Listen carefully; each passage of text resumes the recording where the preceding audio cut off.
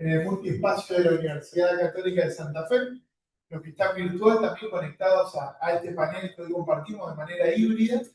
Antes de comenzar, informamos a todos que esta sesión va a estar grabada para luego poder también hacer algunos reportes y aprovechar el material que podamos socializar y compartir. Así que agradecemos por eso. Bueno, en primer lugar, darle la bienvenida a todos, a quienes hoy nos van a acompañar en este panel, darle la bienvenida a quienes están de manera presencial y también a quienes nos siguen de manera virtual. Contarles que estamos en el tercer encuentro de este ciclo de conversaciones acerca del Pacto Educativo Global. Esta vez el tema que nos va a convocar tiene que ver con la educación como posibilidad también del acontecer de la justicia social. El panel hoy va a llevar como título la educación como gesto de justicia, caminos posibles para construir lo común.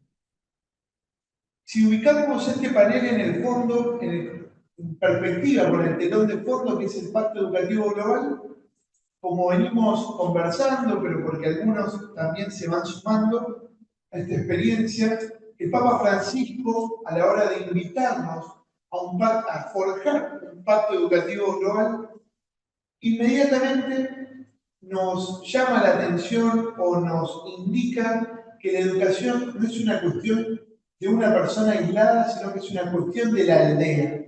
Y trae esta noción de aldea desde un proverbio africano, quienes venimos del campo de la filosofía, inmediatamente se nos viene a la cabeza, por ejemplo, Hannah Arendt, o algunas concepciones que trabajan sobre la comunidad e inmediatamente también sobre la fraternidad. Bueno, la educación no es un acto aislado de unas personas para con otras, sino la educación pensada como una cuestión de la comunidad toda. Entonces, es evidente que esto nos convoque no solo a quienes estamos en espacios como lo son la escolarización. Y me parece que hay que plantear una primera distinción a modo de introducción del panel. Esta distinción entre educación y escolarización. Quizás en la escolarización, bueno, sea una de las formas de lo escolar, pero no en una forma de la educación, una forma que tome alguna forma y por ahí canalice algo del orden de la educación. Pero la educación es un gesto mucho más amplio que trasciende esta forma de lo escolar y que se establece en el seno de una comunidad toda. Por eso la importancia que reviste echar a rodar esta reflexión desde una perspectiva interdisciplinar como la que estamos intentando convidar a todos desde el equipo de investigación y extensión sobre el Pacto Educativo Global en la Universidad Católica de Santa Fe. Y una postilla más, antes de darle la palabra a quienes nos invitan hoy, queremos intentar pensar la educación como un gesto de justicia. En la Ley Nacional 26.206, aquí de Argentina, en la Ley de Educación Nacional, el artículo número 3 insiste en identificar a la educación como posibilidad para que pueda acontecer la justicia. Entonces, queremos intentar pensar desde ahí la educación. No la justicia como un a priori que tenemos que aplicar, sino la educación en sí misma como un gesto de reparación, de recuperación y de acontecer de la justicia. ¿Para qué? Para construir lo común. Lo común en diferencia o en detrimento de lo mismo. No lo mismo para todos, sino lo común en lo cual lo diverso tiene parte, y no solo que tiene parte, sino que es una fortaleza y una potencia. Entonces, desde ahí los invitamos a compartir este conversatorio con dos personas que muy generosamente han aceptado este convite, esta palabra que también se comparte y se diversifica por distintos espacios. Entonces, para dar comienzo, le vamos a dar la palabra primero a Darío, luego a Carlos. Entonces, en primer lugar, lo presentamos a Darío. Darío Rabea es profesor de Historia, miembro del Centro de Estudios Históricos y Sociales Padre Mujica, director de la Escuela Secundaria Intercultural Bilingüe número 3166, 8 de marzo, Día Internacional de la Mujer Trabajadora, propiedad del Sindicato de Arte Gráfica de Santa Fe. Muchas gracias, Darío, por sumarte a esta propuesta y te damos la palabra. Buenas tardes. a todos por su presencia, también saludar al señor de Norma. En primer lugar, agradecer a los organizadores por la invitación. Creo que constituye un hecho muy valioso poder juntarnos, aquellos que estamos en el ámbito de la educación, para poder pensar juntos esta idea tan maravillosa que fue la Constitución de 2019, que es la implementación de Pacto Educativo Global. Para esto creo que es fundamental que podamos pensar juntos nuestras prácticas educativas. De hecho, que los que estamos en educación, cuando en la vorágine del trabajo y en el mundo en el cual estamos inmersos nos permite, lo hacemos de manera personal y aislada, pensamos en nuestra práctica, decimos público, vamos bien por este camino, vamos bien por este otro, está bien esta estrategia, qué es lo fundamental que tengo que transmitir a mis alumnos. Y en ese contexto y en ese aspecto es que celebro la creación de estos espacios. Lo que quería compartir con ustedes es mi experiencia como director del Estudio de Cultural Bilingüe, como dijo Emiliano, el estudio número 3176, 8 de marzo, aquí Internacional de la Trabajadora. La escuela constituye un caso bastante raro en muchos aspectos. En primer lugar, es una escuela propiedad, es una escuela privada, propiedad de un sindicato, el Sindicato de Gráfica de Santa Fe, que constituye un hecho, creo que único en Sudamérica, con la entidad propietaria de una escuela o de un grupo de escuelas, como en este caso, el sindicato es propietario de un grupo de escuelas, son 7 que se dedican a la educación tanto inicial, primaria, secundaria y también terciaria, por ser de instituto terciario. La escuela está ubicada en el barrio de Las Lomas. Estas charlas también sirven para poder poner en el radar de muchos santafesinos al barrio. Muchos lo conocen. Es un barrio marginal que está ubicado en el sector noroeste de la ciudad, en General Ceballos, California. Cuando llega también el General Ceballos, después hay, está la circunvalación de Santa Fe y del otro lado está el mercadero municipal en el basurero. Decía que me gustan estos espacios porque podemos utilizar de manera conjunta la educación en función del otro, y cuando me refiero al otro cultural. ¿Sí? En esta sociedad en la cual vivimos, una sociedad que intenta unificarnos, intenta uniformarnos, surgen a veces elementos sociales que no se identifican con lo que la sociedad más exige. En este caso, el barrio de Las Lomas se empezó a formar por el asentamiento de personas de la etnia Com, ¿sí? Para los que no están organizados, muchas personas dicen los pobres. Los pobres son los tobas. Normalmente le decimos los tobas, ellos no se ven como tobas, dicen son Com. La etnia no tobas.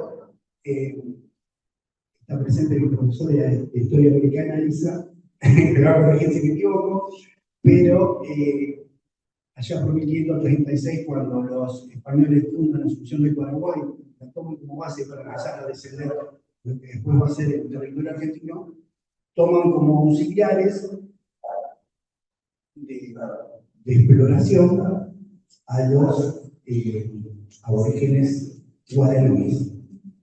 Y los guaraníes empiezan a mostrar la zona y a presentarle distintas etnias con las cuales los guaraníes estaban familiarizados, no así los españoles, pero le van diciendo los nombres que los guaraníes le ponen a esas etnias. Le dicen, bueno, cuando le presentan a los cortes, dicen, estos son los tobas. Toba es un vocablo guaraní utilizado despectivamente que significa carachata. Toba es una palabra despectiva que utilizaban los guaraníes. Los jóvenes empiezan a llegar a Santa Fe ya por los años 90, producto de la pobreza que hay en el Chaco. Ya sabemos todos que pasó en los años 90 con el menemismo y estas prácticas políticas que hoy tenemos que volver a sufrir. Y se empiezan a sentar en el barrio y a generar una demanda genuina de educación que posibilita la creación de la escuela San Martín de Porres 1502, la escuela primaria que ya el año pasado cumplió 35 años. Y ahí se empieza a atender la demanda educativa de esta población.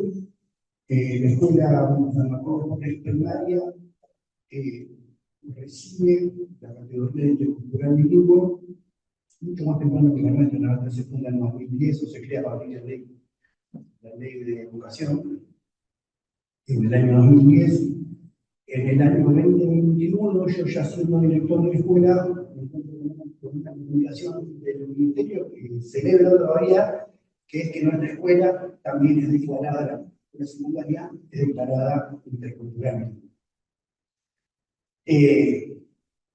La educación intercultural bilingüe en la provincia de Santa Fe no es algo novedoso, ya aparece mencionada en la gobernación del gobernador Obey en 2005. En 2006 ya aparece mencionada en la legislación educativa. Sin embargo, si hoy tomamos la currícula en mi escuela, que tiene orientación, economía y administración, y tomamos la currícula en cualquier escuela de la ciudad de Santa Fe con la misma orientación, son exactamente igual. Hemos tenido dificultades para establecer una cultura genuina que atienda a la interculturalidad. La pregunta es por qué. Yo tengo una propuesta al respecto, ustedes después, un intercambio de datos. Yo creo que el problema práctico, pero también estamos ante un dilema teórico. Creo que la teoría, la conceptualidad, es el sustento sobre el cual se va a justificar después toda la teoría. Y me pregunto, y lo comparto con ustedes, si el concepto de interculturalidad es apropiado para esto que queremos hacer. ¿Por qué? Porque la interculturalidad habla de la convivencia equitativa de dos. Entendiendo cultura, hay una expresión de cultura que me encanta, que es la adaptación. La cultura es la adaptación no estereotipada al medio. Siempre se lo explico a mi alumno de esta manera. Pensemos en el hornero. El hornero vive en esta zona, construye su casita de barro, de una forma característica, con los materiales característicos. Si yo tomo a ese hornero y me lo llevo a Alaska, el tipo se le queman los papeles porque no tiene los materiales ni tiene el conocimiento para adaptarse a ese medio. Los seres humanos nos adaptamos al medio, la forma de construir, pero también en esa convivencia que tenemos acción, seres sociales, y además de adaptarnos al medio, no estereotipadamente, porque construimos nuestras casas de manera diferente según el clima y según la disponibilidad de materiales, pero también creamos sistemas de valores, creencias, leyes y un montón de cosas que no son estereotipadas. Surgen según, no según el medio en el cual estamos viviendo, sino según otra cosa, ¿no? Cuando hablamos del otro cultural, nos referimos a muchos otros que conviven con nosotros en nuestra sociedad y que no son atendidos. Los pobres somos todos. Ustedes son otros. Y los aborígenes son otros. No estamos pudiendo establecer un sistema en el cual podamos contemplar y atender verdaderamente esa diversidad. Recuerdo un autor que leíamos en Historia Americana cuando hablaba del descubrimiento de América y del choque cultural que se produjo en la cultura española y la cultura americana, la cultura aborigen, que decía que cuando hay diferencias culturales tan grandes como estas dos sociedades que se encuentran, no hay lugar para la interculturalidad, sino que hay lugar para el avasallamiento cultural. que es, me parece, la práctica que estamos llevando adelante con estas sociedades que son diferentes a la nuestra, o a la sociedad en la cual vivimos. Y en ese aspecto tenemos, como educadores y trabajadores de la culturalidad bilingüe, muchísimos interrogantes. Tenemos más dudas que certezas. Primero, esto que mencionaba, bueno, ¿cómo establecer una currícula que contemple la diversidad, que contemple la cultura común, sin avasallarla, pero al mismo tiempo que esa educación intercultural que brindamos le sirva para vivir en esta sociedad en la cual vivimos? A veces pienso, ¿qué pasa si un día me reforman la currícula y me ponen un espacio curricular como artesanía, que yo me lo propuesto? Los POM se dedican a las manualidades, a la cestería, a graduar. Yo, ese alumno me estoy preparando con esa materia y le estoy dando ventaja, no le estoy quitando posibilidades respecto a la competencia laboral con otro alumno de otra institución. Ese título de una escuela intercultural bilingüe va a valer de lo mismo a nivel social, me refiero, que el título que se le da a un alumno de una escuela X que no sea intercultural. Y por otro lado, cómo poder aceptar estas diferencias culturales sin juzgar. Cuestión que se hace casi humanamente imposible. Nosotros tenemos a diario cuestiones cotidianas que nos hacen reflexionar sobre esto y pensar. Cuando, por ejemplo, viene un papá y me dice, no, estoy mandando a la nena a la escuela hace 5 días porque está con sus días femeninos y en nuestra cultura le prohibimos a la mujer salir de la casa de su niño. ¿Cuál tiene que ser mi actitud? ¿Tiene que ser una actitud contemplativa? Pues si yo propongo la interculturalidad y la aceptación del otro cultural, mi actitud debe ser el entendimiento. ¿Sí? ¿Qué pasa en esta sociedad tan medicada que tenemos y tan pendiente de la medicina como una cuestión científica, cuando la etnia POM propone curarse con los medios naturales? ¿Hay lugar para esa creencia en la escuela que hoy tenemos? Cuando nosotros vemos a un chico con algunos problemas, le preguntamos, ¿fuiste a un médico? ¿Fuiste al centro de salud? No, fui a Piona. Piona es un medio que yo. ¿Cómo puedo establecer una interculturalidad, una aceptación del otro cultural sin jugar? Sin decir, no, escuchar, esto que vos pagada, el remedio que vos das es este, que yo te propongo. Ese avasallamiento cultural que lamentablemente proponemos nos lleva a la reflexión y nos lleva a la encrucijada de poder pensar una sociedad diferente en la cual se pueda aceptar al otro, sin este avasallamiento del cual hoy hablamos. El problema, como decía, es teórico, es conceptual. Yo no sé si es adecuado seguir utilizando el término de interculturalidad, porque propone una equivalencia entre culturas que no están, que no existe y que no podemos proponer en esta sociedad en la cual vivimos. Pero también es práctico, ¿sí? Y acá reflexiono sobre lo que dijo Emiliano y también sobre lo que propone Paulo Freire cuando habla de interculturalidad. Él dice, bueno, es la convivencia equitativa entre las culturas, pero también habla de justicia social. Un concepto que es tan grato para los que somos cristianos y también para los que somos peronistas. Pensar la interculturalidad como justicia social. Y ahí hay una barrera también enorme. Yo hablaba hoy de poner en el radar de los santafesinos al barrio de León, que también constituye un caso creo que único en la ciudad de Santa Fe, que es un barrio absolutamente aislado y la marginalidad de los municipios. Usted quiere personalizar la marginalidad de Santa Fe tiene que estar. No llega ningún colectivo. Las personas, no estoy hablando de las dificultades que tenemos los docentes para acceder al barrio. Gracias a Dios, esta semana, en el acceso principal, que es Estanislao Ceballos, hicieron toda una capa de piedra.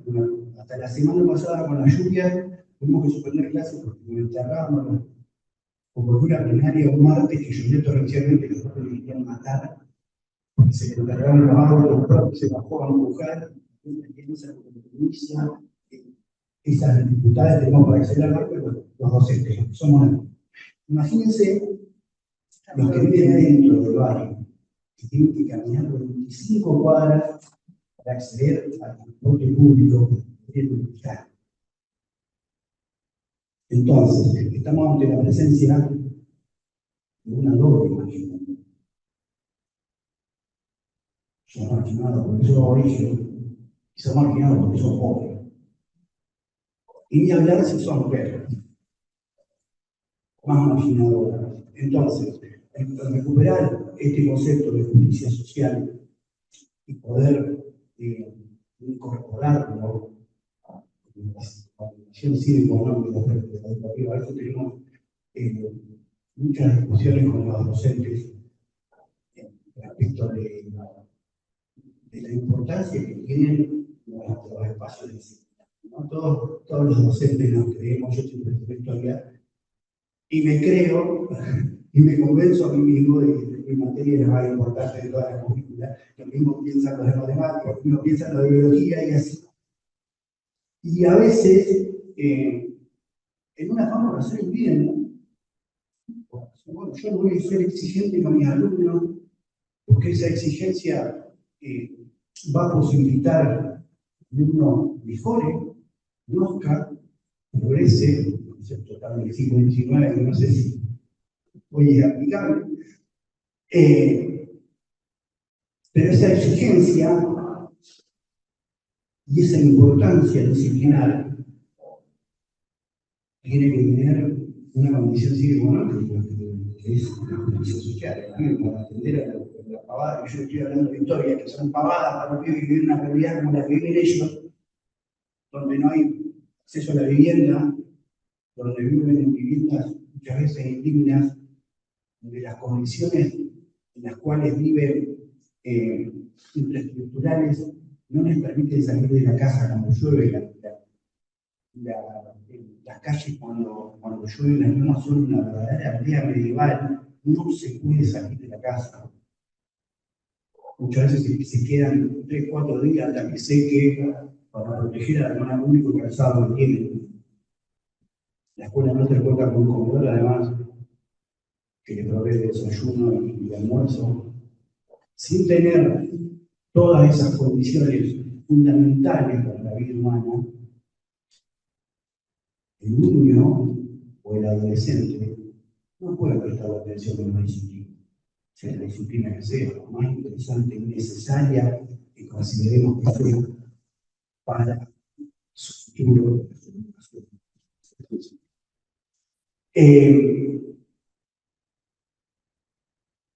Dejarles planteado un poco esto, un poco estas cuestiones que me surgen a diario en relación a un trabajo, y proponerles que pensemos entre todos cómo podemos hacer para, creo que como sociedad nos merecemos atender culturalmente que es diferente, atender educativamente que es diferente, y merecemos hacerlo de la mejor manera. Así que bueno, muchas gracias por la atención. Muy bien, muchas gracias, Darío. Excelente con el tiempo, la verdad que un lujo. Bueno, le agradecemos entonces a Darío esta primera parte de la exposición. Parece que deja algunos tópicos muy interesantes para problematizar y seguir dándole una vuelta entre todos, tejiendo esta trama también entre todos. Solamente nombro tres cositas muy breves como para también proponer o convidar a la trama. Parece que interesante para pensar juntos esto de la otredad cultural, bueno, cómo pensar la educación desde una otredad cultural, no solo cultural, sino desde estas también otras otredades que configuran un desafío en los procesos educativos y que muchas veces alteran nuestros esquemas armaditos y a veces la dinámica fácil es el no vemos nada, digamos, o el omitir. Entonces me parece que ahí hay una noción muy potente para pensar. Este signo de pregunta sobre la interculturalidad me parece que nos desestabiliza un poco y nos cuestiona. Lo pensaba mientras inmediatamente hablaba de interculturalidad, de qué manera no. Pensaba también en esta idea de la cultura del encuentro y la cultura del descarte, como esta polarización que plantea Francisco, quizás nos pueda ayudar, pero me parece que ahí hay algo a pensar muy potente. Y me detengo como un tercer punto, me parece la potencia que hoy tiene la justicia social, que por más que quiera ser avasallada, por más que sea menospreciada, ninguneada, parece que ahí hay algo a pensar también en el orden de la potencia para que pueda acontecer algo del orden de lo educativo. Pensaba como este binomio justicia y fraternidad, ¿no? Como fraternidad para abrazar quizás a una otredad y justicia para promover una transformación real y efectiva. Así que, bueno, como algunas claves o algunos subrayados que te agradecemos también, Darío, y seguiremos conversando. Bueno, y le damos la palabra a Carlos, que Carlos nos acompaña, el doctor Carlos Cantero, profesor de filosofía, doctor en educación, docente e investigador de la Universidad Católica de Santa Fe, ex viceministro de Educación de la provincia, ex decano y supervisor, ex director de secundaria y también de educación superior. Bueno, y un referente también en el mundo académico a la hora de discutir algunas cuestiones educativas. También parece un gran defensor o peleador de algo del orden de la justicia social, así que nos genera una enorme alegría también en que hayas aceptado, Carlos, esta invitación al panel sobre educación y cuerpo educativo. Bueno, yo preparé en primer lugar una precisión de conceptos respecto de la justicia social, dado que es un término que existe, pues, que está cuestionado o hay intentos de invalidarlo y de legitimizarlo en nuestro tiempo. Entonces, veamos sobre todo algo que dijo recién hace un momento Darío, está en el centro de la doctrina social de la Iglesia, o sea, qué lugar ocupa y qué piensan los pontífices de la doctrina social de la Iglesia acerca de la justicia social. Entonces, seleccioné algunos párrafos muy breves para empezar. En el compendio de la doctrina social de la Iglesia dice, es lo que estoy proyectando acá: la justicia es un valor que acompaña el ejercicio de la correspondiente virtud moral cardinal. Su formulación más clásica consiste en la constante y firme voluntad de dar a Dios y al prójimo lo que es debido. Y ahí citan a Santo Tomás de Aquino. Desde el punto de vista subjetivo, la justicia se traduce en la actitud determinada por la voluntad de reconocer al otro como persona, mientras que desde el punto de vista objetivo constituye el criterio determinante de la moralidad en el ámbito intersubjetivo y social. Y ahora aparece el concepto de justicia social. Ahí, los 101 al principio, el compendio se refiere a la justicia en general, y ahora aparece el concepto de justicia social y lo ubica en la tradición aristotélica y de Santo Tomás. Y dice, el magisterio social invoca el respeto de las formas clásicas de la justicia, conmutativa, distributiva y legal, esto es Aristóteles. Un relieve cada vez mayor ha adquirido en el magisterio la justicia social, que representa, ahí cita a la Pater Internis de San Juan XXIII, que representa un verdadero y propio desarrollo de la justicia general, reguladora de las relaciones sociales según el criterio de la observancia de la ley. La justicia social es una exigencia vinculada con la cuestión social, que hoy se manifiesta con una dimensión mundial, concierne a los espacios sociales, políticos y económicos, sobre todo a la dimensión estructural de los problemas y las soluciones correspondientes.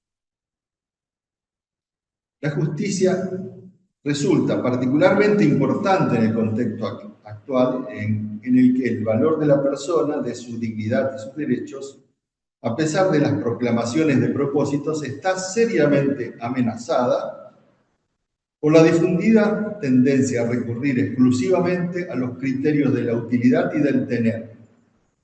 La justicia, conforme a estos criterios, es considerada de forma reducida, mientras que adquiere un significado más pleno y auténtico en la antropología cristiana.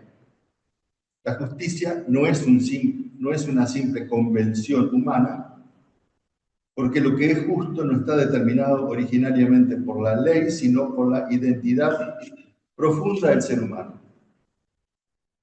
Y ahora llegamos a un concepto central del Papa Francisco y también del documento Dilexis Te del Papa León XIV, el número 94. Ahí están los dos números donde encontramos este concepto central. Mientras no se resuelvan radicalmente los problemas de los pobres, renunciando a la autonomía absoluta de los mercados y de la especulación financiera y atacando las causas estructurales de la inequidad, no se resolverán los problemas del mundo y en definitiva ningún problema. Y puse en mayúscula el remate de este número 202 de la Evangelii Gaudium y citado por el Papa León XIV: la inequidad es la raíz de los males sociales.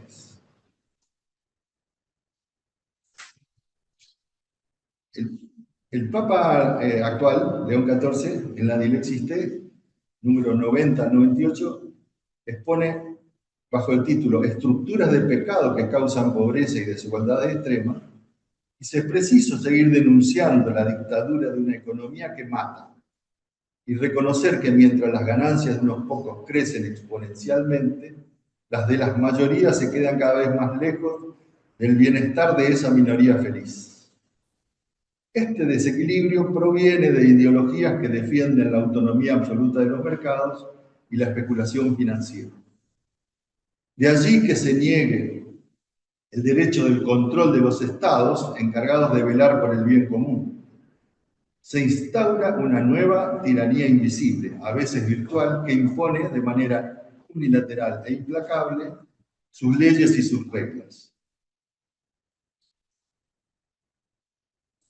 Y termino esta parte conceptual inicial con la Dilexis Te, donde dice: aunque no faltan diferentes teorías que intenten justificar el estado actual de las cosas o explicar que la racionalidad económica nos exige que esperemos a que fuerzas invisibles del mercado lo resuelvan todo, le suena, ¿no? La mano invisible.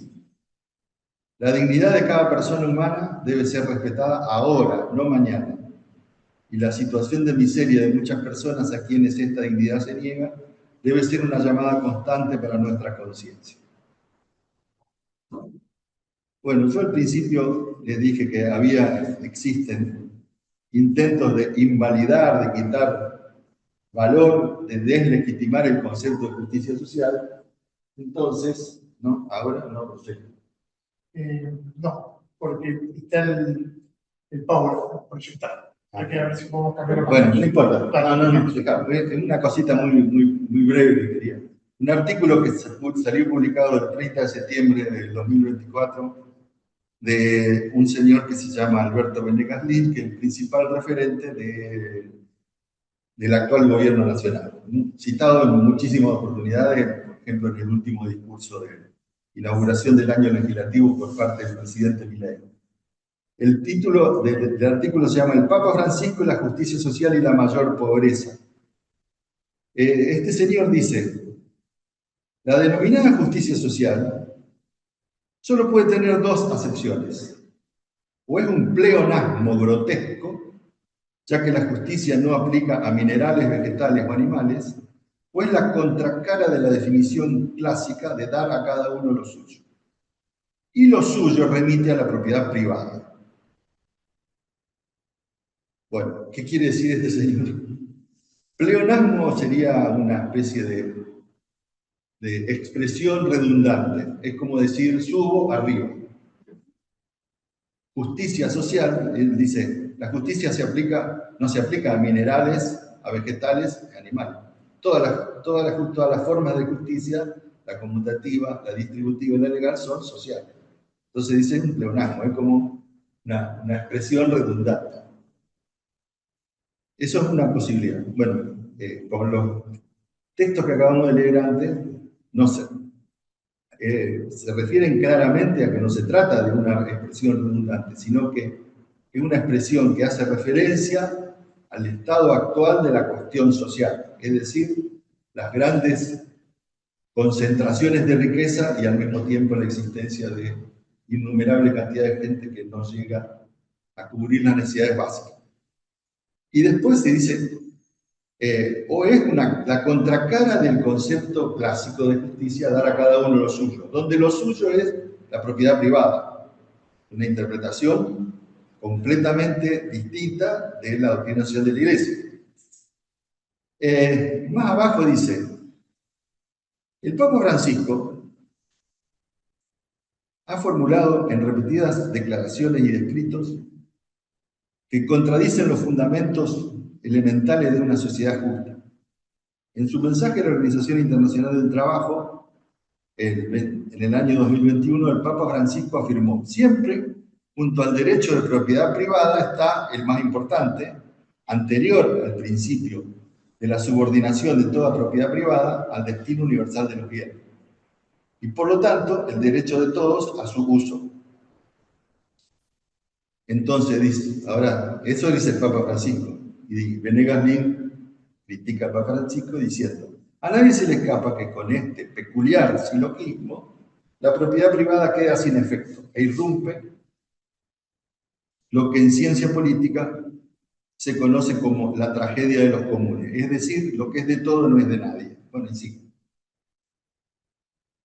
Bueno, este es uno de los tantos intentos de decir que la justicia social o es un pleonasmo o es una aberración, una palabra que también usan estas personas,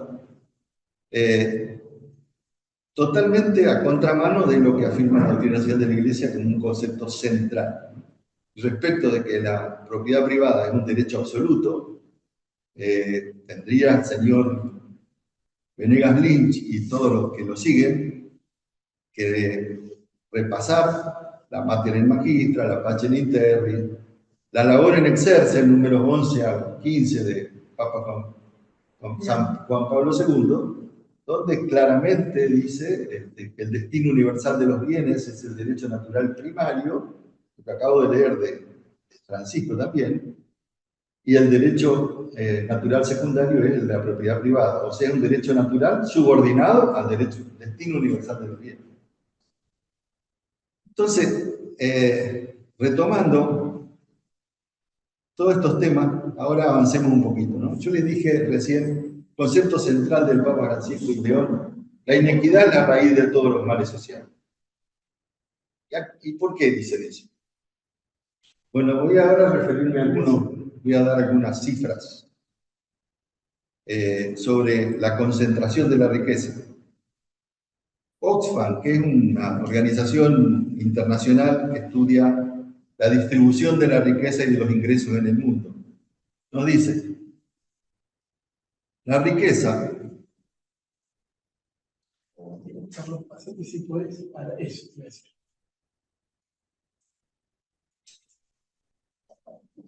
Abajo, fíjate en el power, en el simbolito del power. Sí, estoy, pero no lo tomo.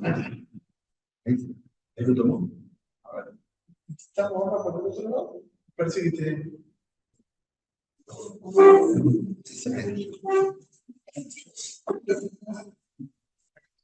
Ahí. Ahí es la presentación.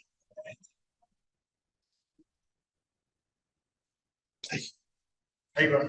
Bien. La riqueza conjunta de los multimillonarios aumentó el año pasado 2,5 billones de dólares, una cifra que prácticamente equivale a la riqueza total en manos de la mitad más pobre de la humanidad, es decir, 4.100 millones de personas. Con los 2,0 billones de dólares de incremento de la riqueza combinada de los multimillonarios este último año, se podría erradicar hasta 26 veces la pobreza extrema. Bueno, la brecha entre los súper ricos y el resto de la población se amplía cada vez de manera más intensa y está generando también una brecha política enorme, peligrosa e insostenible. Bueno, y vamos a ver algunos grafiquitos que muestran cómo se distribuye el dinero en el mundo. La fuente es bankinter.com.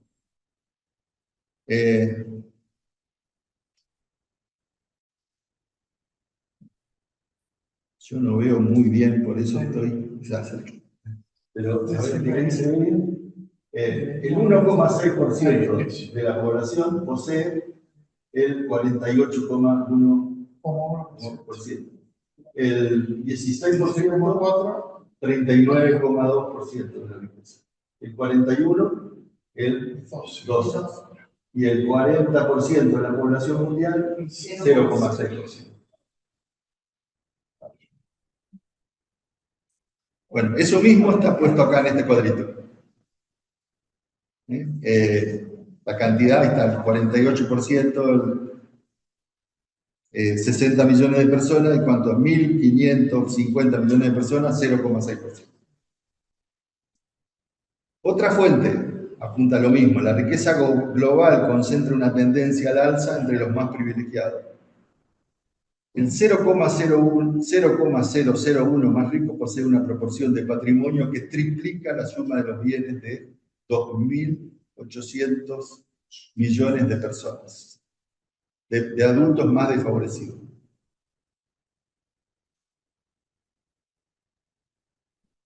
Bueno, ahí se ve la misma distribución de la riqueza, pero de este lado está la población y ahí la riqueza. El 1% posee todo ese 48%. Fíjense las líneas estas que estaban vinculando, y este 40% tiene que conformarse con la puntita que está ahí. ¿Se ve? Con claridad. Y el Vaticano también tiene una publicación que dice, según los datos del Informe Mundial sobre Desigualdad 2026, el 1% de la población mundial posee más riqueza que el 90% más pobre. Mientras tanto, el Banco Mundial informa que la proporción de personas que viven en la pobreza extrema está creciendo a nivel mundial, pasando del 10 al 10,3% en 2024. ¿Y Argentina? Busqué dos datos. Primero es de ingresos medios per cápita familiar. El 10% más pobre per cápita por cabeza, la familia más pobre es 90.997 pesos. 19 veces mayor es el 10% más rico. Per cápita es 1.733.000. El 10% más rico concentra el 32% del ingreso total.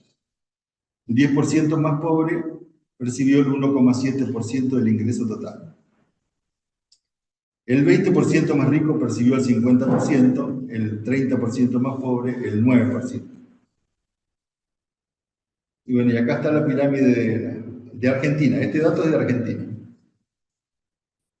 Ingresos de este lado, ingreso promedio, ingreso...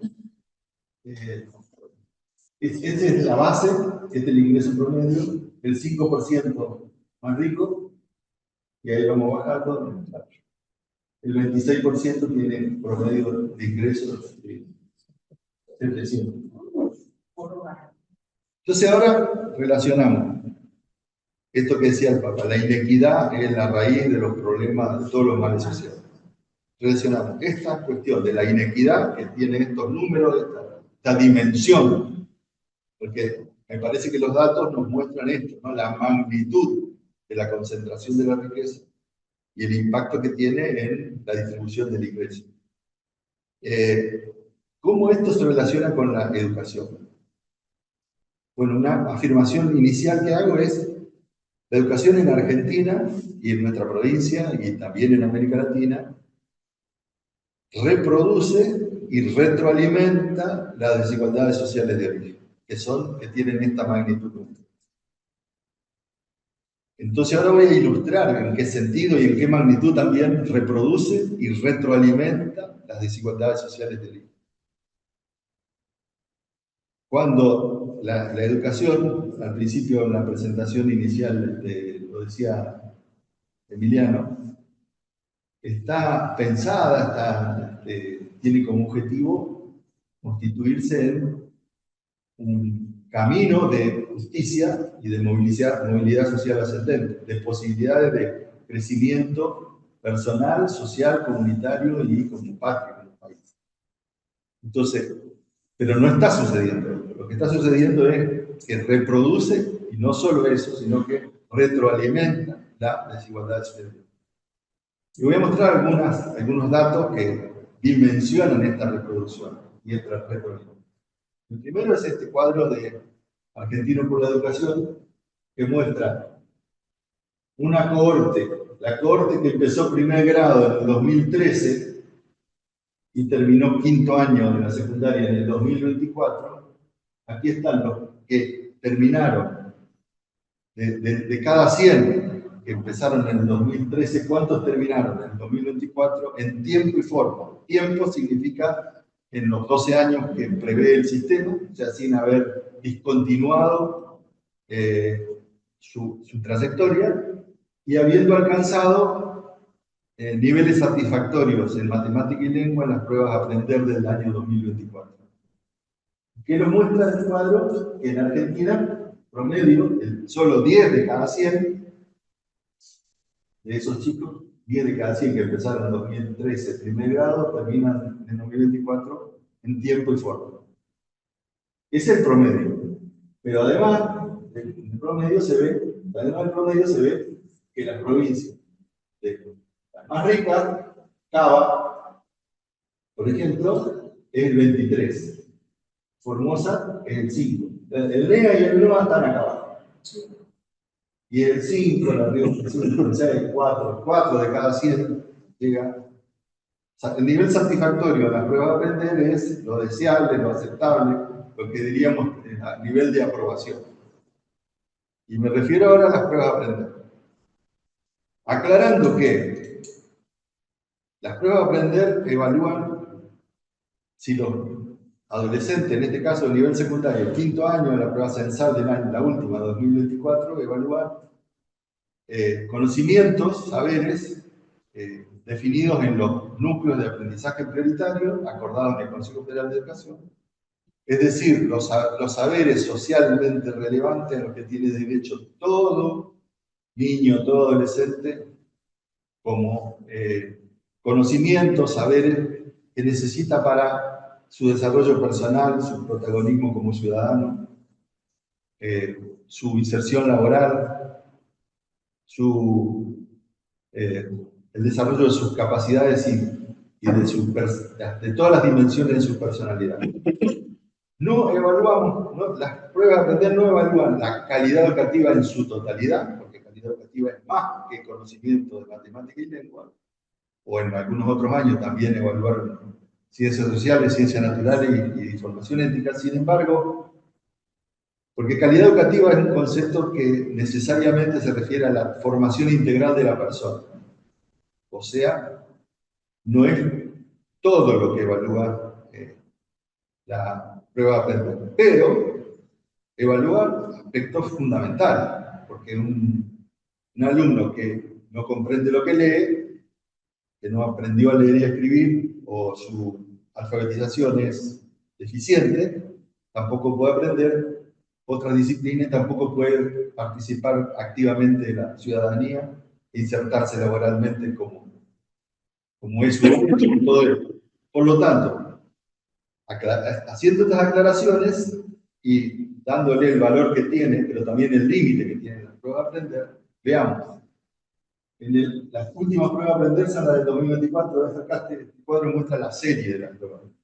En el año 2024, en lengua, este es el promedio de todos. Si sumamos las dos segmentos de abajo de la barra, la última barra del 2024, que son debajo del básico y básico. El siguiente es satisfactorio y avanzado. Dijimos recién, satisfactorio es el nivel de aprobación, lo que se espera que aprenda. Si sumamos las barras de abajo, 42% no alcanza el nivel satisfactorio. Pero, si a eso lo desagregamos por quintiles de ingreso, veamos, por quintiles de ingreso, según el nivel socioeconómico, los más pobres, quintil 1, los más ricos, quintil 5, si sumamos el primer quintil, es el 57,1%, contra el 28,2%. Y en matemática, Dios, ¿qué es lo que está pasando en la Argentina acá? Porque en lengua es muy preocupante, pero acá es luces rojas por todos lados. Promedio, 85% de los niños, de los adolescentes que egresaron el año pasado, no, el 2024, el año pasado, de quinto año, promedio, el 85% no alcanza nivel de matemáticas. Y desagregados por quintiles, los más pobres, 94,7%. Solo 5,2% alcanza el nivel satisfactorio. Y el quintil 5 no es que está muy bien tampoco, 71,9% no alcanza.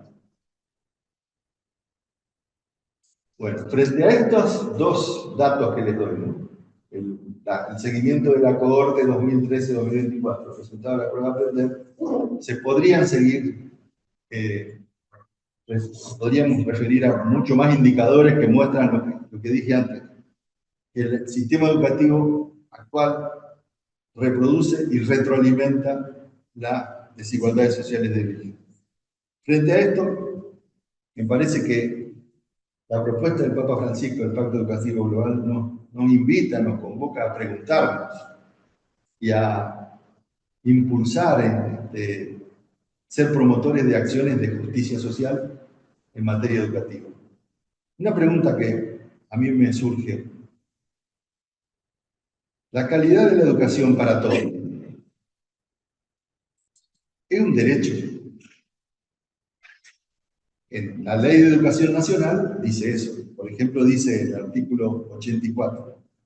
El Estado Nacional y las provincias tienen la responsabilidad principal e integral de proveer una educación integral, permanente y de calidad para todos los habitantes de la nación. Artículo 4. En el artículo 84 dice que todos los alumnos logren aprendizajes comunes de buena calidad, independientemente de su origen social, radicación geográfica, género o identidad cultural.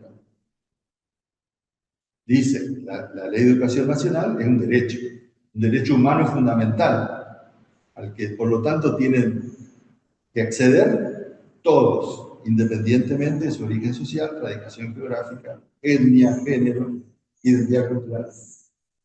Todos tienen derecho a una educación de calidad. Sin embargo, la pregunta ¿es un derecho de imposible cumplimiento?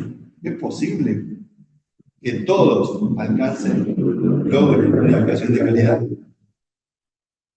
No es una pregunta retórica. Porque muchos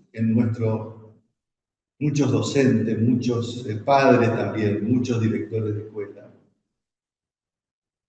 cuando se hace esta pregunta, titubean, dudan y hasta piensan, y no es posible que todos alcancen. Aquellos que vienen de la marginalidad, de aquellos que pertenecen a familias de las periferias, de los barrios más pobres de las ciudades, de ellos no se puede esperar demasiado.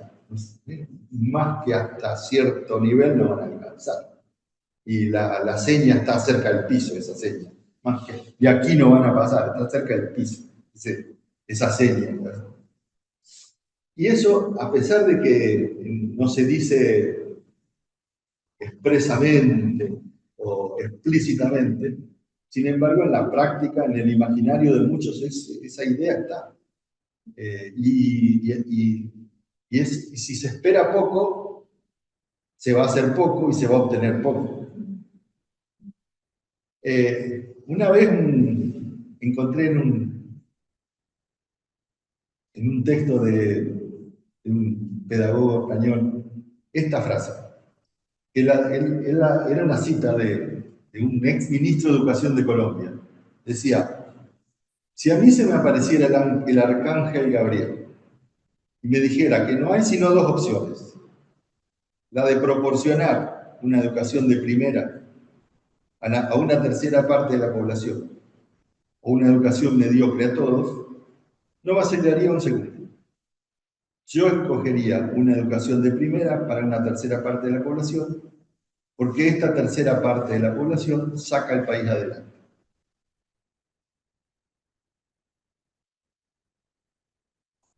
La teoría del derrame, ¿no? Esa tercera parte va a derramar. El arcángel Gabriel es el mensajero de Dios, ¿no? El que le anunció a María que iba a ser la madre de Jesucristo, el Hijo de Dios.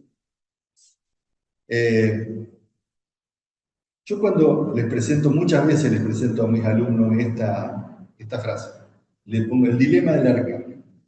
Y les digo: ¿y ustedes qué harían si se les presentara el arcángel Gabriel y le dijera que no hay sino estas dos opciones?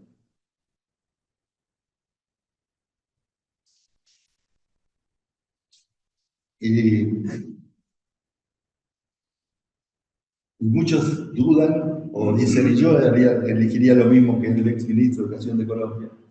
Bueno, y yo les digo: si a mí se me apareciera este arcángel Gabriel, le diría que es un impostor, que no es el arcángel, que es un mentiroso, que es un arcángel trucho. Porque este es el dilema de la resignación, como dice María del Carmen Feijó, la socióloga de la educación. El dilema del determinismo, o sea, el que ya piensa que no hay nada por hacer, que lo que preguntaba antes, ¿no? Que todos aceptamos que teóricamente la educación de calidad es un derecho para todos, un derecho humano fundamental, pero en la práctica no es posible. Entonces, como no es posible, tenemos que elegir, tenemos este dilema. Es el dilema de la resignación. Y les voy a mostrar, nosotros en el año 2018-19 hicimos una investigación en la Católica que abarcó las 5 ciudades principales de la provincia de Santa Fe, y hicimos encuestas a más de 1000 alumnos, 1200 alumnos, 120 docentes, 24 directores de las 5 ciudades principales, y una de las preguntas que le hacíamos, le presentábamos esta frase a los docentes: ¿solo es posible alcanzar una educación de calidad para todos si se logra resolver la pobreza y la exclusión social? En desacuerdo hubo 44%, pero de acuerdo con esa afirmación, 35%. Y si sumamos el 19%, ahí tenemos casi 60% de personas, más de docentes,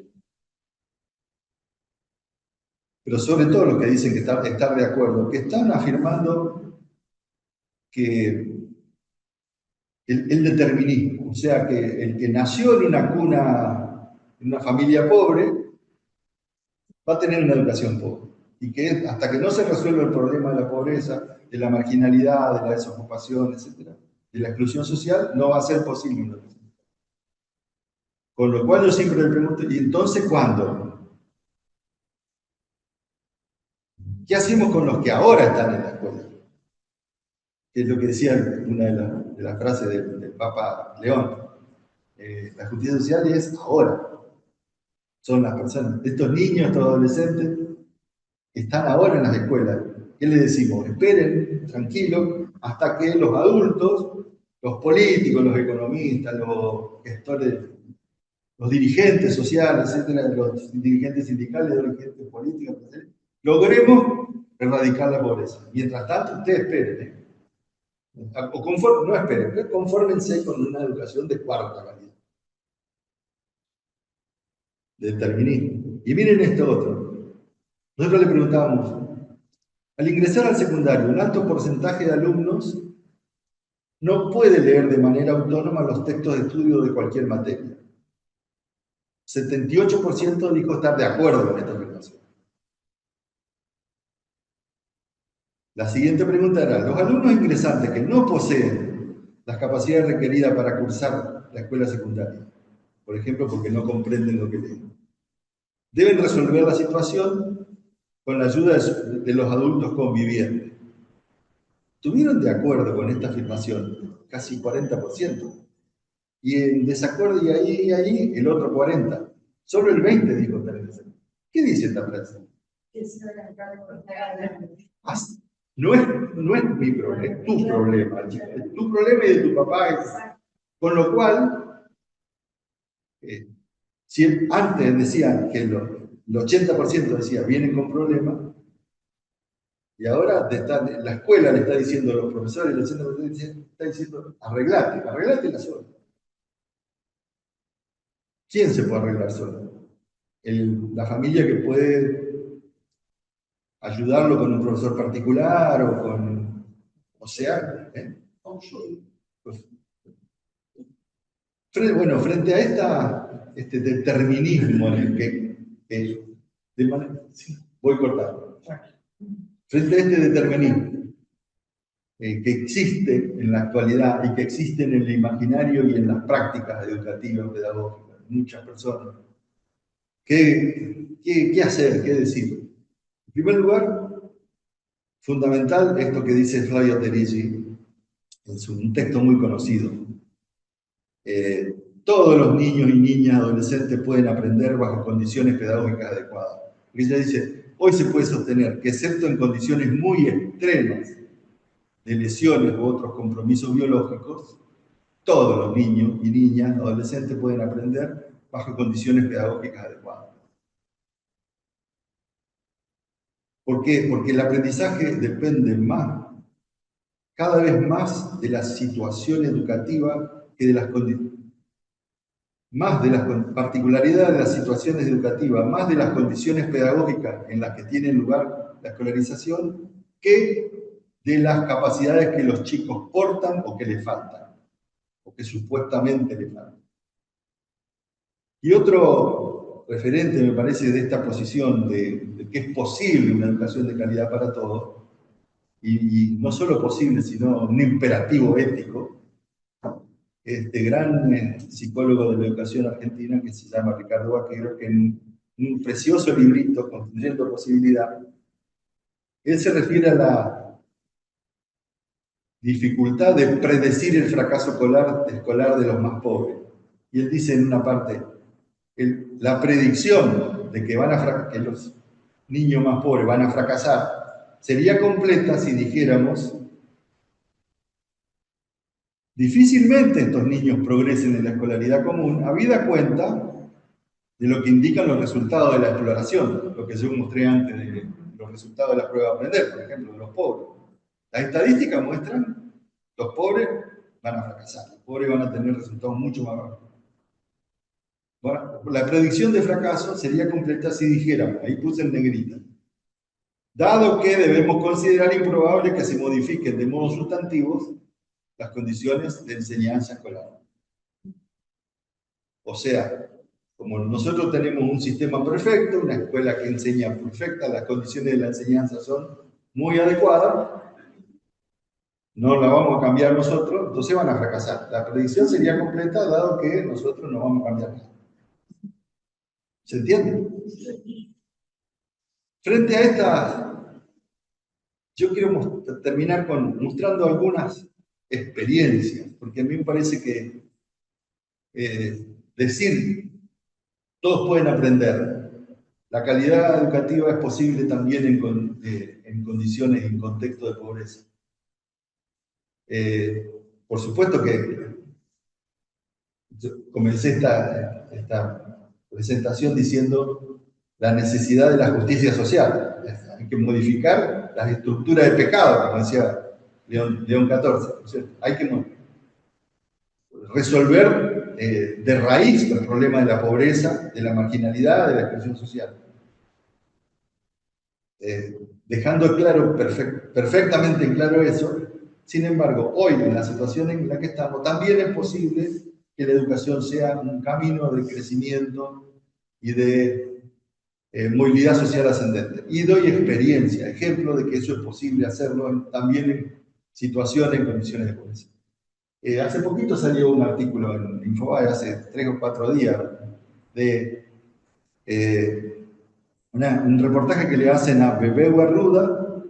Este señor fue intendente del municipio de Sobral, en el estado de Ceará, en el nordeste de Brasil, uno de los más pobres, cerca donde vivió Paulo Freire, de la zona de Recife, en esa zona.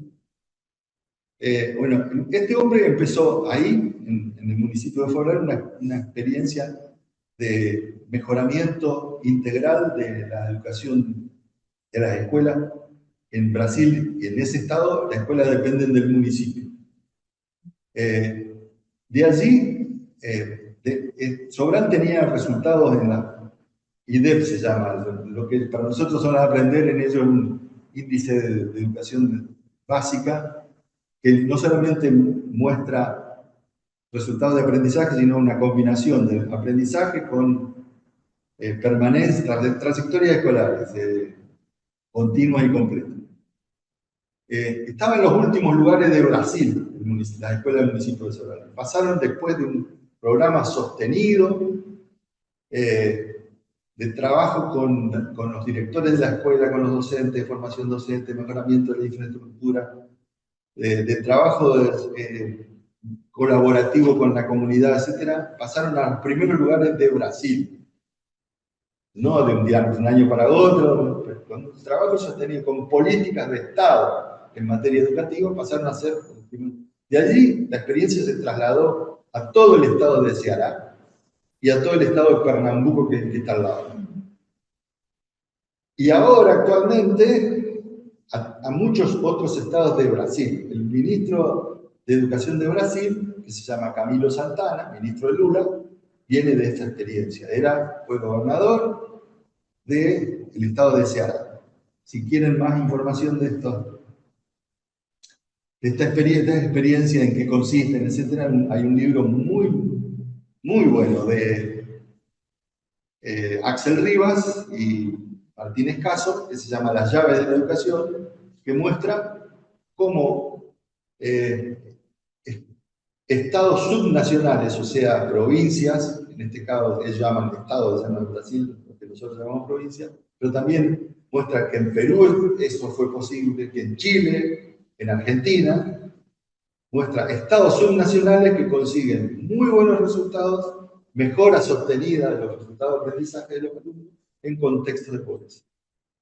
Otra experiencia que me parece importantísima mostrar es la iniciativa de Fe y Alegría, que es un movimiento jesuítico que comenzó en Venezuela y se extendió a 21 países. Tienen en este momento 53 emisoras de radio, planteles escolares 1092, Centro de Educación a Distancia 703, Centro de Educación Alternativa, Unidades de Servicio 2000, o sea, un movimiento educativo, no solo escolar, que la distinción que hizo Emiliano al principio yo lo tiene muy en cuenta, educativo y cultural, diría, una red extraordinaria donde consiguen, en contexto de pobreza, resultados extraordinarios. En Argentina, yo digo un ejemplo de Brasil, de Venezuela y de Argentina por la educación, perdón, Fe y Alegría también tiene escuelas en Argentina. Argentino por la Educación se acaba de sacar hace unos meses un informe que muestra entender cómo no hay escuelas que trabajan en contextos de pobreza y consiguen muy buenos resultados de aprendizaje de los alumnos, y otras que no. En nuestra ciudad, en nuestra provincia, sobra el ejemplo para ver que en un mismo barrio, en un mismo contexto, familiar, social, económico. En una escuela, los chicos logran buenos resultados de aprendizaje y hay buena educación, y en otra que está muy cerquita, a veces a una cuadra o 2 cuadras, nada, al revés, totalmente diferente. Contexto del mismo. ¿Qué es lo que cambia? Este cuadro muestra justamente las que están en la parte de arriba, son las escuelas que superaron las expectativas de su contexto. Las de abajo, las que están por debajo de las expectativas. Y las del medio, las que están dentro de las expectativas. Y ahí está diferenciado por provincia. Y es interesante estos datos, ¿no? Bueno, y ahí está como, no me voy a detener a leer todo esto, pero está como la síntesis de eso que mostré antes. O sea, para concluir, me parece importantísimo trabajar como en 2 grandes dimensiones o frentes. Uno es el de impulsar, trabajar, participar de toda iniciativa que apunte a transformar las estructuras de pecado social, las estructuras que constituyen la raíz de las injusticias sociales y de la pobreza extrema. Pero ese es un aspecto. Y participar en las iniciativas de orden social, político, económico, etc. Ahora, como educadores, como personas que estamos comprometidas en instituciones escolares, universitarias, de nivel secundario, nivel superior, de formación docente, etc. También hay otro frente que trabajar, que es este, de que en las escuelas que nosotros, en las que participamos como educadores, hacer lo máximo posible para alcanzar buenos resultados de aprendizaje y a buenos resultados de la formación integral de los. Bueno, y para terminar, retomando puntos del comienzo, ¿no? Lo que es la justicia social, me pareció, como para concluir, una frase del Papa Francisco, que se la dijo a los movimientos populares el 20 de septiembre del 2024, mostrando que el mérito es valorable, la noción de mérito es importantísima, porque si, como dice Gilson en el libro El Tomismo, si uno suprime el mérito, destruye completamente la moral, la ética.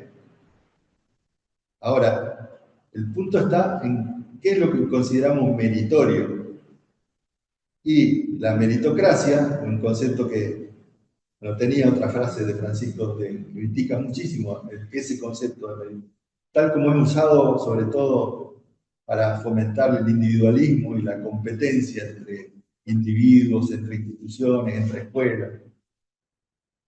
La meritocracia tiene el grave problema de considerar que pone a competir a personas, a instituciones, a sectores que son en condiciones completamente desiguales. Entonces, es completamente injusto. Entonces el Papa dice, toda fortuna es producto del trabajo de muchas personas y de muchas generaciones, de inversión pública en conocimiento científico y del desarrollo estatal y de infraestructura. O sea, no es mérito solamente de algunos que acaparan, que acumulan y que concentran toda la riqueza y los resultados de toda la fortuna. Todas las maravillas que hoy tenemos son parte del fruto del ingenio empresario, pero también de la más humilde madre de familia que crió a los hijos de sus obreros. Por eso también es necesario, es justo que se distribuyan los frutos de tanto esfuerzo intergeneracional y colectivo entre todos los integrantes de la sociedad. Muchas gracias, muchas gracias.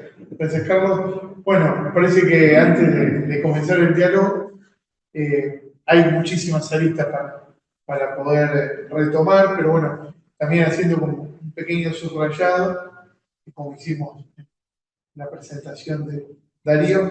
Parece que quizás en la presentación de Carlos, si bien hay un montón de lugares por donde entrar, al menos yo 3 ideas también como para subrayar. Parece que la primera idea que tiene mucha potencia, al menos para pensar la coyuntura, me parece algunos desafíos de la coyuntura, es a quién le dejamos la palabra autorizada sobre la educación. Si es el mercado el que va a definir cuál es la educación que queremos para nuestra ciudadanía. Entonces a mí me parece que aparece esta palabra mercado, sobre todo que en la coyuntura tiene tanta fuerza, parece que hay algo a problematizar o a pensar si es quién va a fijar las leyes de la educación, sobre todo sabiendo que se está discutiendo también, ¿no?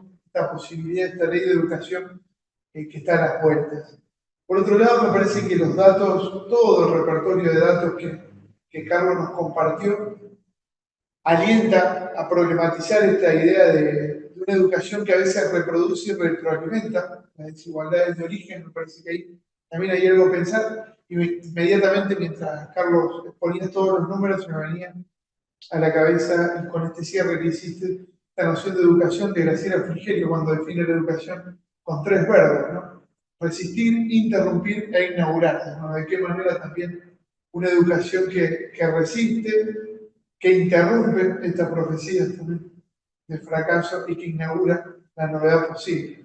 Y por último, me parece que esto también que trae también bastante potencia para pensar la cuestión estructural, la educación en tensión con la cuestión estructural. Entonces la necesidad de pensar políticas educativas que también acompañen y garanticen procesos educativos de calidad y de calidad integral. Entonces me parece, porque también ahí con el concepto de calidad, el riesgo es que la calidad la defina el mercado.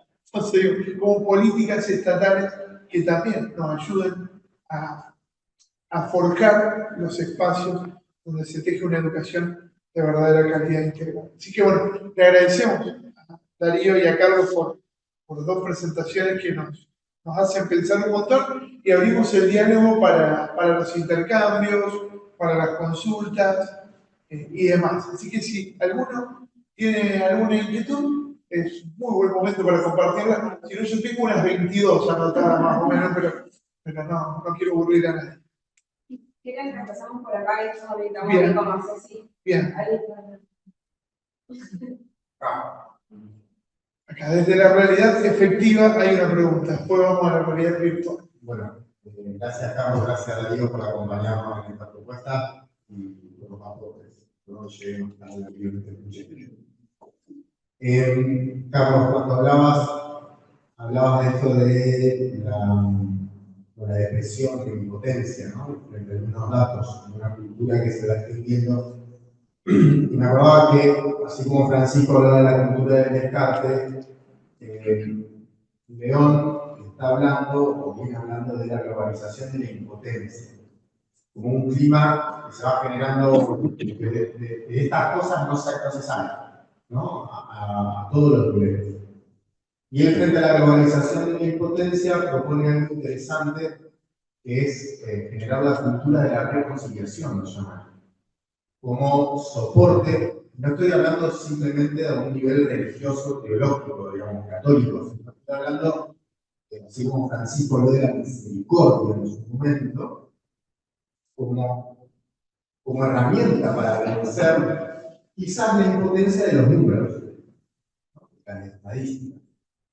Entonces, no sé si ese término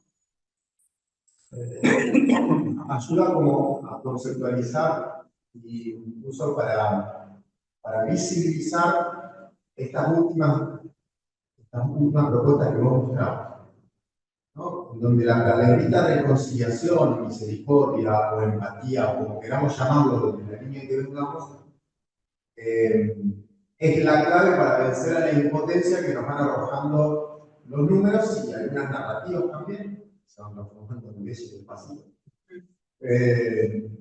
No sé, ahí hay algo, yo vengo de otro lado, digamos, vengo de otro tipo de reflexión, a nivel educativo, a nivel de la reflexión pedagógica educativa, podemos como unirlo. Me parece que la idea de pacto educativo global apunta a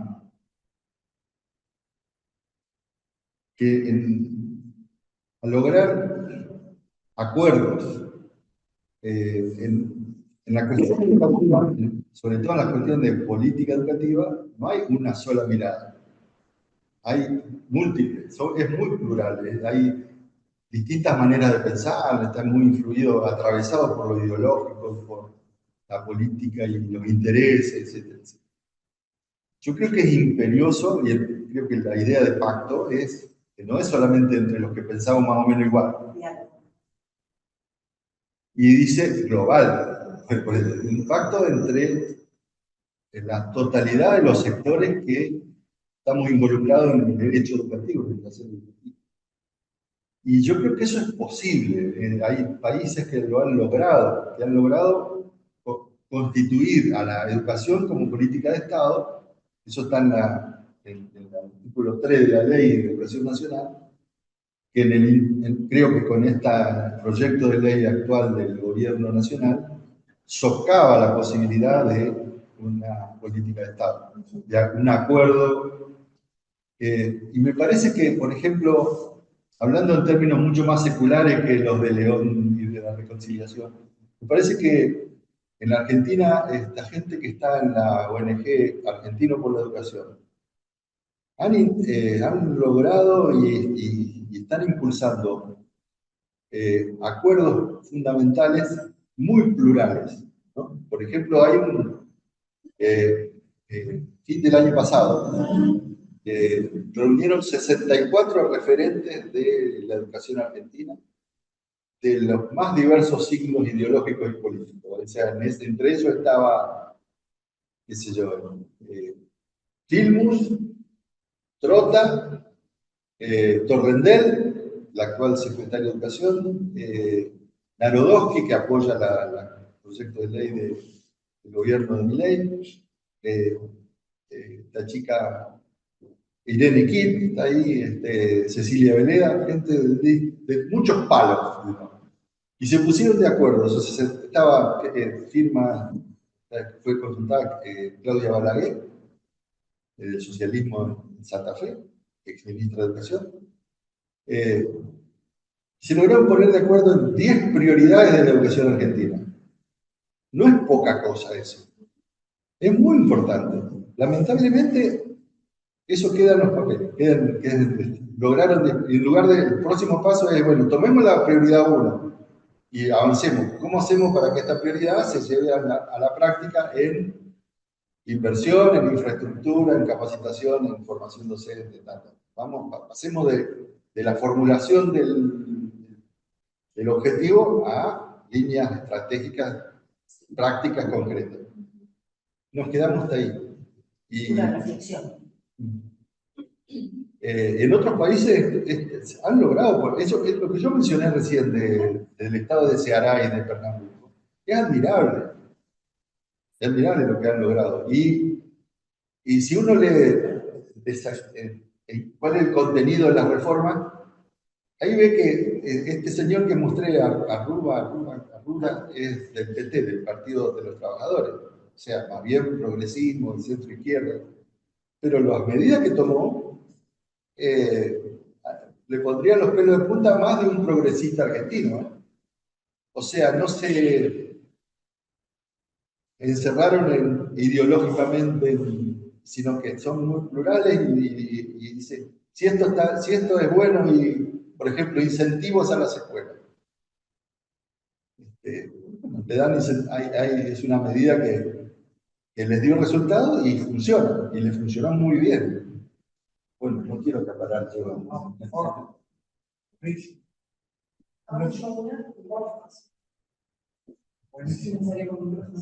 que se escuche.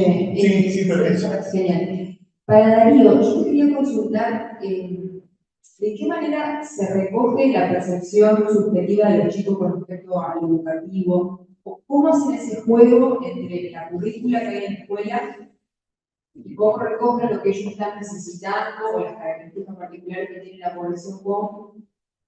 ¿Cómo hacen ese juego entre docentes, currícula y los chicos? Porque en general a veces cuesta mucho hacer una adaptación a las particularidades de ese contexto. Bueno, ¿cómo dar la talla con eso? Que es un acto de justicia. La percepción que tiene la población con respecto del sistema educativo y la educación en general, para mí, desde el punto de vista personal, es esperanzadora, dada la cantidad de demanda de matrícula que nosotros tenemos año a año. Nosotros tenemos en la escuela graves problemas infraestructurales. Nosotros tenemos una escuela secundaria que tiene una dirección, que funciona a la vez como secretaría y como preceptoría, y 5 aulas, una para cada año. Una para el primero, una para el segundo, una para el tercero, una para el cuarto. Por lo tanto, tenemos limitada la cantidad de alumnos que podemos matricular. Ya van hace varios años que esa demanda supera en gran medida la capacidad de la escuela. Eso es esperanzador. Se ve que la población del barrio en general considera prioridad, considera necesario que los chicos vayan a la escuela y se eduquen. Y por otro lado, nosotros, hoy decía, yo lo mencioné, una preocupación que era la cuestión curricular, es decir, la currícula mía es igual que la de cualquier otra escuela secundaria de Santa Fe, pero nosotros tenemos, designado por el Ministerio de Educación, creado un cargo que se llama maestro idóneo. Tenemos una chica de la comunidad común, Julieta, que trabaja con nosotros, y que muchas veces oficia de intérprete entre alumnos o padres. Nosotros hay problemas de comunicación bastante graves a veces. Y por otro lado, ella, lo que hacemos es implementar en horas libres, por ejemplo, temas relacionados con la cultura. No sé, con el falta un profe o algo público descubrir esta vacante, y así intentamos llevar adelante o implementar dentro del currículo. ¿Solo van chicos de la comunidad? No. Ah, ok.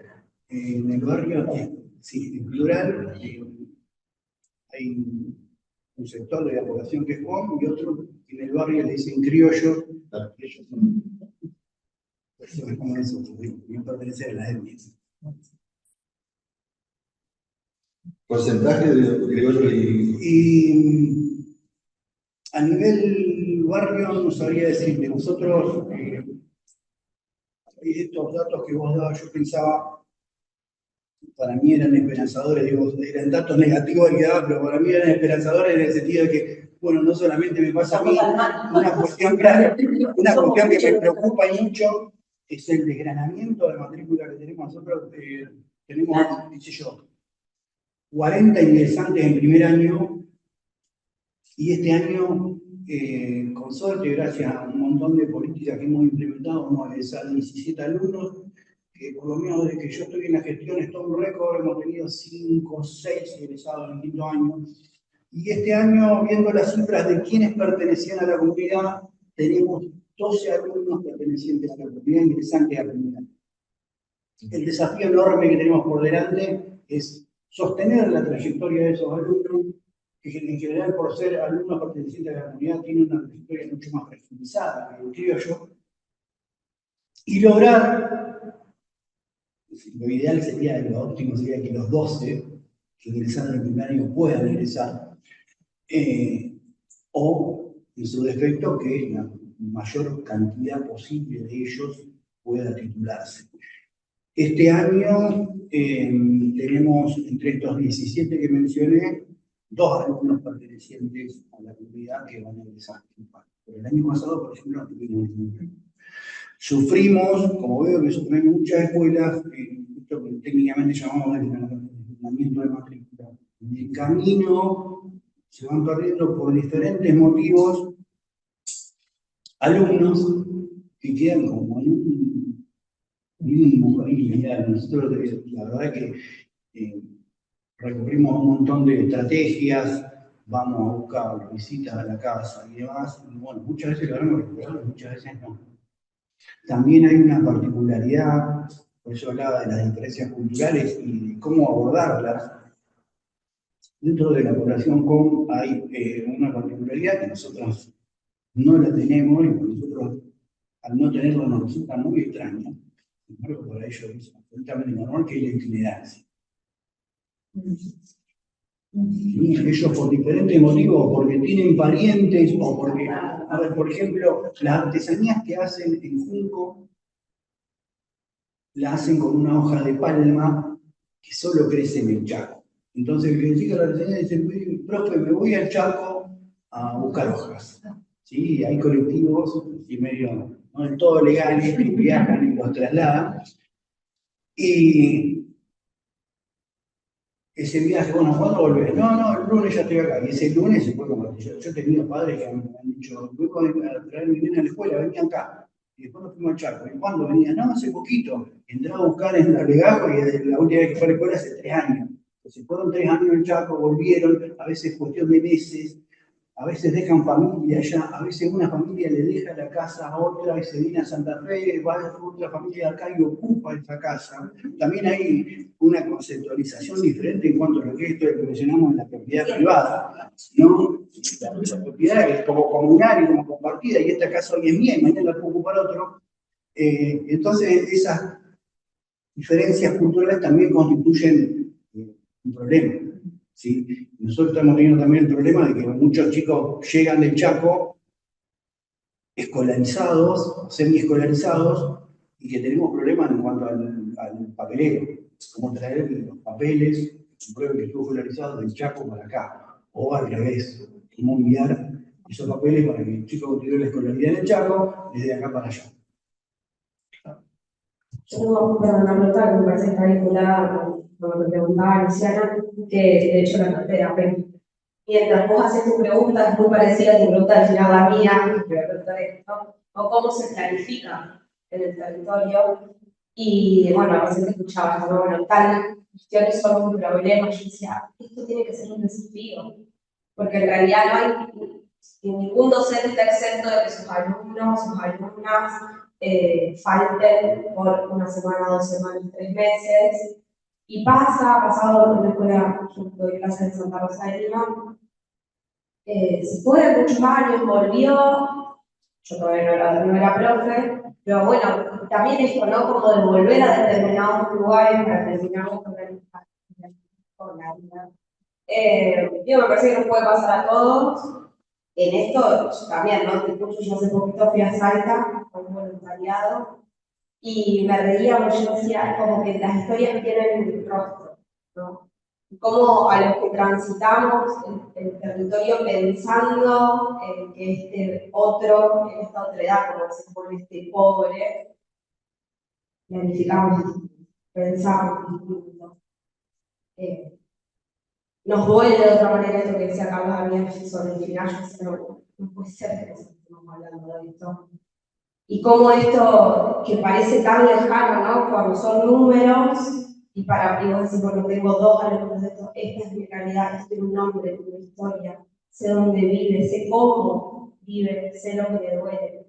¿Qué pasa con la planificación? Eso es una pregunta por un lado. ¿Se referían a las cuestiones culturales? Sí, y está vinculado, y me parece que, o en mi cabeza está muy relacionado con lo que decía Carlos de la calidad social.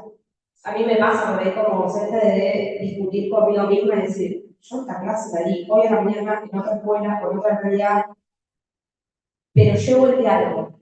Por ejemplo, hoy un nene me decía en una escuela privada de Santa Fe, primaria, yo agradecí porque no soy pobre. Yo me quedé como congelada y pensé que les digo, no sé qué pienso de esto, porque me doy filosofía, entonces digo, ¿cuál es la pregunta? Y le digo, ¿y qué es ser pobre? Y me dijo que era ser pobre cuando te falta el bienestar. Y ahí se me explotó la cabeza, porque nosotros vivimos pensando sobre la integralidad, la persona humana, ¿no? Como como si fuera una cosa que vive en el mundo de las ideas. Entonces esto no, y el día anterior había pasado algo distinto. Bueno, yo agradezco lo que tengo, aunque soy pobre, ¿no? Otra escuela, otra realidad, otra cuestión. Entonces, nada, me queda un poco esto, ¿no? Es muy desordenado porque lo voy sentimentalizando mientras no me escucho. Así que responde lo que quieres. Bien. Con muchas aristas, me hiciste acordar de muchas cosas. Yo trabajé en Santa Rosa de Lima, en la escuela de 512, fue mi primera experiencia como profesor ahí, en la escuela de mi corazón, además porque yo nací en el barrio, soy del barrio. Y yo en la 512, cuando daba formación ética, hacía ese ejercicio. Decía, bueno, a ver, ¿qué es la pobreza y quién se considera pobre? El que se considera pobre que levante la mano. Ninguno levantaba la mano. Y bueno, a ver, ¿por qué? ¿A dónde vive usted? Acá en el barrio. Y este es un barrio pobre, ¿por qué no se considera pobre? Descubrimos con el correr de las clases y demás que hay un sentimiento muy fuerte, promovido sobre todo por los medios de comunicación, donde la pobreza está asociada a la delincuencia, ¿sí? Que está asociada a la marginalidad y todo el mundo se quiere despegar de eso, ¿sí? Sobre todo los adolescentes. Por un lado me acordaba de esa experiencia en Santa Rosa, y en cuanto a lo que me preguntaba de las planificaciones de los profes, esto que hablaba Carlos del determinismo, ¿no? Y de la. Yo creo que los padres a veces actuamos con resignación, pero yo valoro muchísimo el plantel de profes que tengo laburando en la escuela porque sinceramente podrían estar trabajando en otro lado y en las lomas, se toman felices truchos que le arrancan la cabeza para entrar al barrio, se quedan en el barro, o hacen dedo, o se enganchan con otros profes que tienen que laburar. Entonces, el que está laburando ahí es porque tiene ganas de hacer cosas y porque cree profundamente en esto que Carlos también decía de que la educación es transformadora. Hace muy poquito leí un libro que me encantó, se lo recomiendo. Lo escribe un muchacho que se llama César González, se llama El niño resentido, donde él cuenta toda la primera etapa de su vida en la que fue un pibe chorro, un delincuente. El libro termina ahí, tiene una segunda parte que se llama Rengoyeta, porque él en el primer libro se tirotea con la policía, lo hieren por todos lados, él queda Rengo, está en un reformatorio. El libro en sí no transmite nada más que esa etapa de su vida en la cual es delincuente, pero explorando en la vida del autor, uno ve que se transformó. Y se convirtió en un comunicador, y se convirtió en un teórico, y se convirtió en un director de cine, y se convirtió en escritor. Entonces yo empecé a investigar, bueno, a ver qué le pasó a este muchacho. Pasó de ser pibe chorro y delincuente, y tirotearse con la policía, a producir cortos, a producir largometrajes, a escribir. Tuvo una experiencia educativa en la casa. ¿Sí? Entonces, ese es el mensaje esperanzador. La escuela transforma y transforma de verdad. Y todos los que estamos en este ambiente estamos convencidos de eso. En cuanto a lo que me preguntaba de las planificaciones de los profes, digo, son planificaciones súper abiertas, súper flexibles. El preceptor nuestro siempre dice, bueno, si yo tengo que ponerle a todos la falta tal cual como van el tema, sean todos libres, quedamos sin. Entonces, tenemos que ser abiertos y flexibles en un montón de cuestiones. En la presencialidad,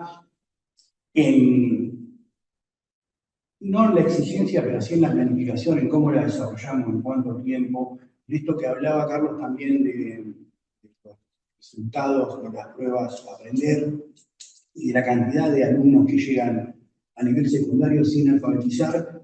Nosotros teníamos un problema grave respecto a eso. En algunos años de 25 o 30 ingresantes que teníamos en secundaria, teníamos 10, 12 sin alfabetizar. No sabían leer ni escribir directamente. Y bueno, a partir de conocer esa realidad, teníamos unas horas FIT dando vueltas ahí con diferentes profes que habían quedado colgados con estas horas FIT y propusimos un plan de alfabetización que venimos llevando adelante con muy buenos resultados desde hace ya 3 años. Entonces, esas cosas también son esperanzadoras. Sí,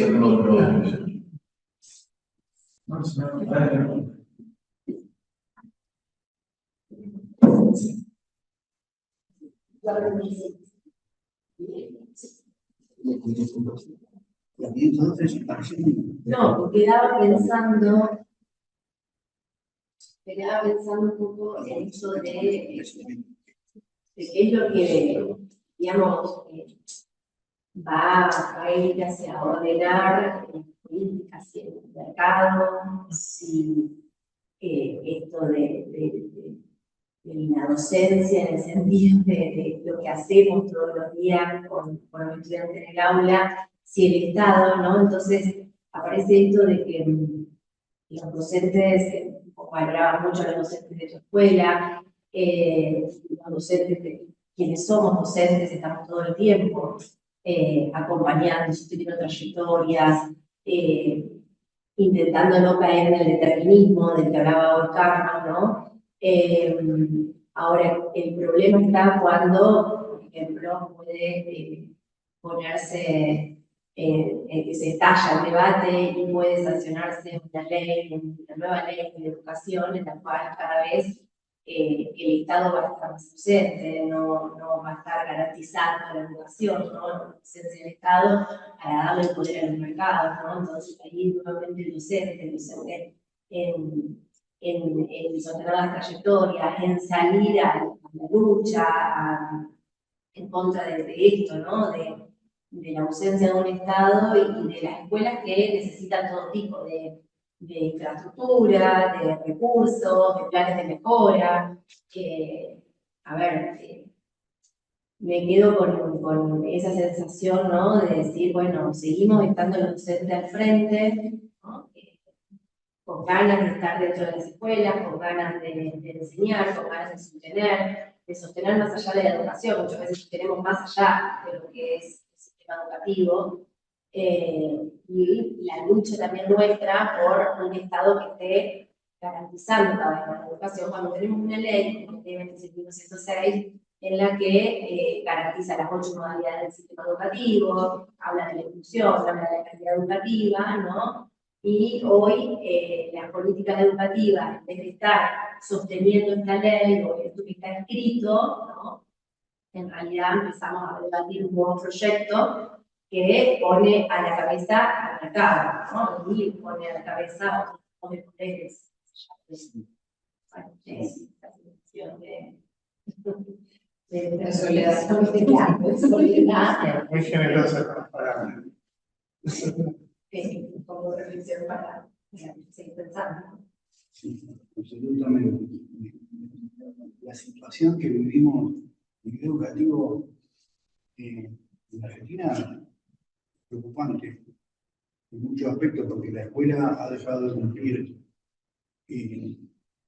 la función principal que tenía, que educar, enseñar, para atender otras necesidades. Exacto. Afectivas, económicas, sociales, de todo tipo. Nosotros en la escuela estamos permanentemente organizando pero escolares, porque la necesidad de ropa es tremenda, la demanda que los chicos tienen de calzado y de indumentaria es tremenda. Siempre tenemos que tener ahí un roperito cuando van demasiado desabrigados, cuando no tienen zapatillas, bueno, en la escuela se ha transformado en otra cosa. Nosotros tenemos que estar atentos a esos cambios. Por supuesto que deseamos la justicia social y que todos podamos más o menos partir de la misma base. A ver, no estamos hablando de que todos podamos tener una Hilux, sino de que todos tengamos la masa llena de la escuela, satisfechas las necesidades básicas, poder comer y poder vestir. A partir de ahí que podemos empezar a hablar de justicia social. Sí. También preguntamos qué rol tiene la iglesia en esta batalla, pienso. en esto de la justicia sexual. ¿Qué estamos haciendo? ¿Qué no estamos haciendo? ¿Qué estamos mirando? ¿De qué estamos hablando? ¿En misa? ¿Qué temas que no aparece? Sí, coincido. Hay dos preguntitas presencial, después hay una virtual. Ahí veo que Sí, está sí. Mili con la mano levantada. Primero para Darío, en el tema dentro de la institución, ¿se da la conversación cultural entre los chicos que son criollos y los de la comunidad? Pues, bueno, es una realidad que la comunidad está aislada dentro de lo que es un radio donde conviven todos en una realidad completa, abajo de la entrada de la circunvalación, y está bastante apartada del barrio. Sí. ¿Se da con esa conversación entre Sí, los chicos? sí. La comunidad está organizada políticamente en 3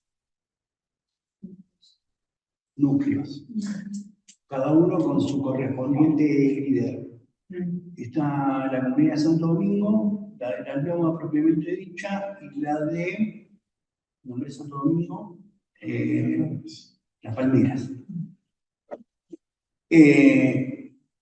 Cuando yo llegué a la escuela, que fue en el año 2020-2021, pensé encontrar un panorama más desolador en cuanto a la interacción entre criollos y personas de la comunidad. Sin embargo, no existe esa problemática. Esto de marginar por problema étnico, no hay una interacción y hay una buena predisposición entre ambos a compartir y a colaborar y a adaptar. No hay, a ver, no podemos evitar utilizar términos despectivos como el toba o el toita, que dicen así, o el criollo ese o el paisano ese. Pero la convivencia es pacífica y relativamente armoniosa. Y para Carlos, bueno, dentro del ámbito de lo que sería más pedagogía, se está dando que en la actualidad hay un problema educativo que los chicos no encuentran por ahí el eje o se están en condiciones de que vos vas a dar una clase y la realidad es que tenés 30 pibes que no te dan atención por un hecho capaz de que dicen no me sirve para el futuro, no es parte de mi educación. ¿Cómo puedo luchar contra ese problema más antropológico que la búsqueda de sentido de la vida?